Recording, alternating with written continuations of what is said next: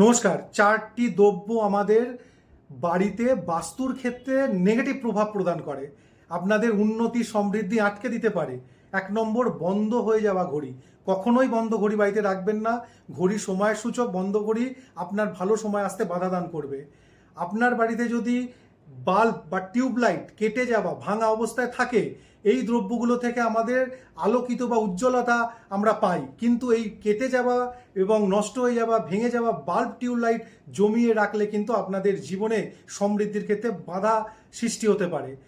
আর ভাঙা আয়না কখনোই বাড়িতে রাখবেন না, কারণ আয়না আমাদের প্রতিবিম্ব কিন্তু প্রদর্শন করে, অর্থাৎ আয়নাটাই যদি ভাঙা হয় তাহলে নেগেটিভ এফেক্ট অবশ্যই আপনাদের জীবনে আসবে। এরপর যেটা সবথেকে গুরুত্বপূর্ণ, ছেঁড়া বা রং চটা মানি পার্স, এগুলো যদি আপনারা রাখেন, মানি পার্স হলো অর্থের সমৃদ্ধির কারক বা সূচক।